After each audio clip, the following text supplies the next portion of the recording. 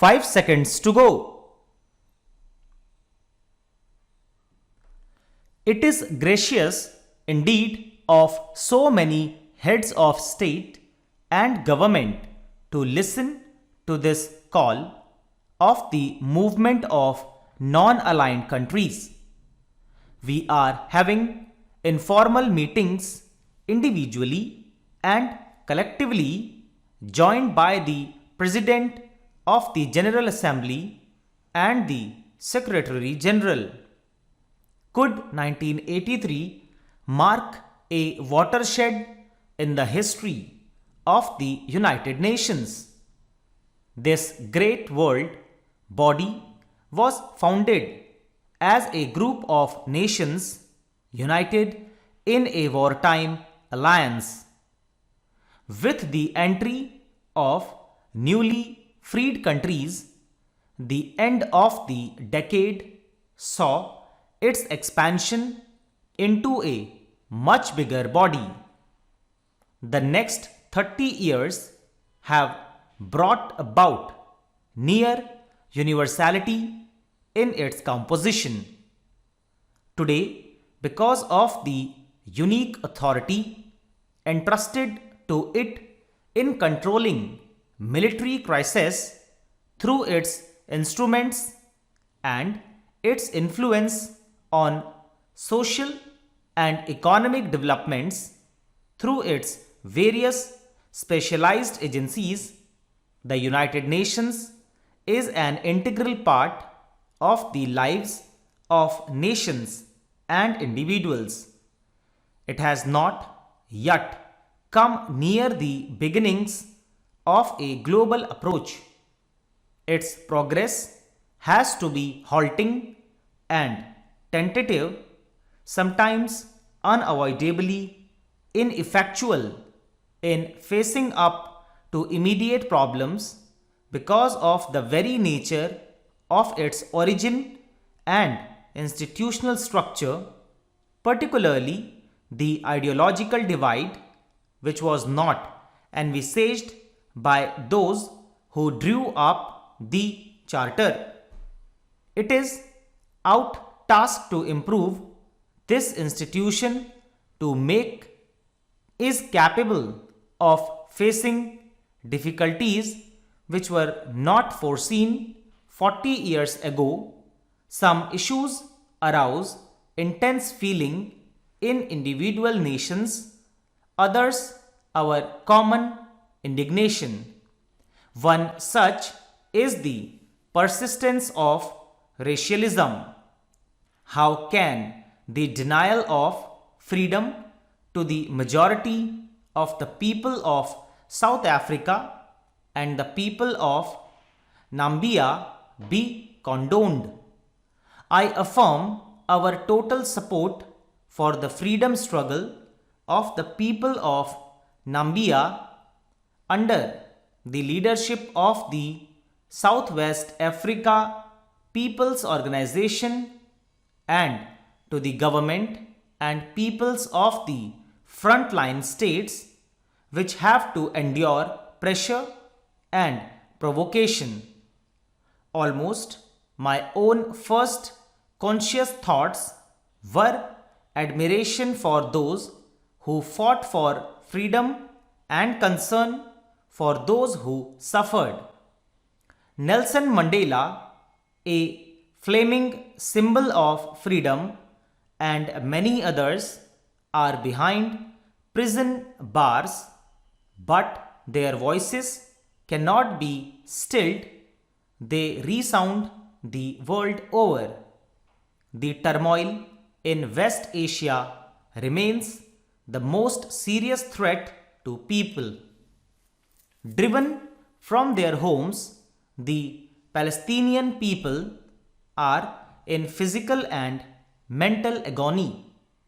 We support the valiant effort of the Palestine Liberation Organization to secure their legitimate rights. The occupation of the land of others will not guarantee Israel's security. The Palestinians must master in their home, and all state of the region should live within secure international frontiers. The voice of the non-aligned spoke out firmly at the New Delhi summit for a peaceful settlement which ensures justice. This call was endorsed and reaffirmed by the International Conference on the Question of Palestine held in Geneva in August and September. All parties concerned should begin the process of reconciliation.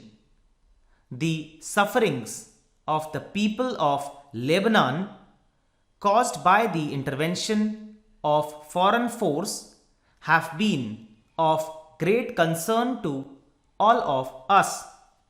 Here again, the Israeli aggression triggered the crisis. We are relieved to learn of the ceasefire, which we hope will be maintained.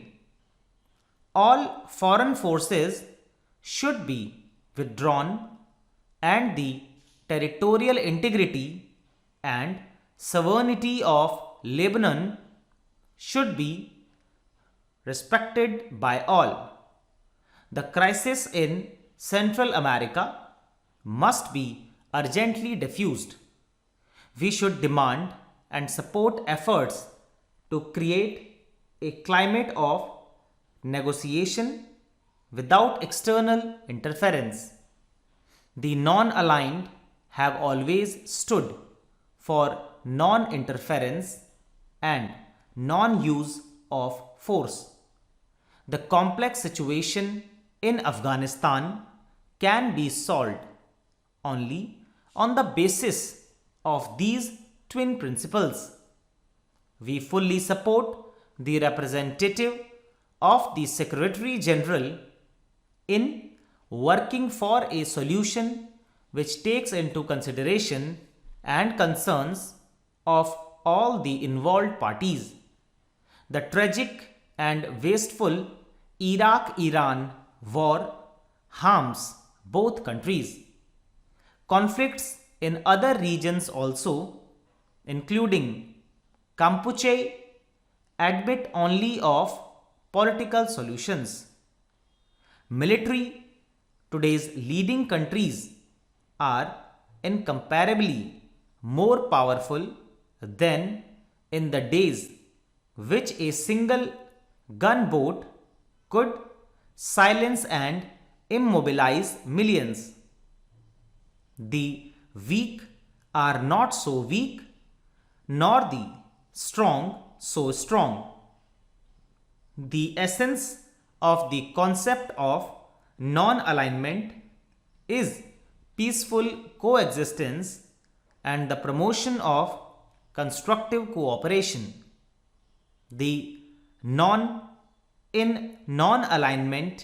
relates to the importance of resisting attitudes of irreconcilable hostility. The positive aspects are the desire of friendship with other nations irrespective of patterns of government which are their own business, and to strengthen the fabric of our own nations. In India, we work for self-reliance in action and self-respect in thought. But this pride is for human achievement and human potential. Its justification would be our ability to discern the future beyond the gloom of the present. The safety of the weak is the strength of the strong. The strong, with the help of the rest of the international community, can think of measures to contain the enormous destructive potential which gives them illusions of strength, but whose very power is troublesome. Stop. दोस्तों इसी के साथ ही dictation finish होती है। पूरी उम्मीद है आपने अच्छे से लिखा होगा। 2 या 3 वर्ड ऐसे हैं जो कि मैंने थोड़ा सा गलत रीड किए हैं, सो मैं कोशिश करूंगा नेक्स्ट टाइम से इस तरीके की दिक्कत ना आए। आपसे मुलाकात करूंगा अगली क्लास में अगली ट्रांसक्रिप्शन के साथ। तब तक के लिए बाय बाय, टेक केयर।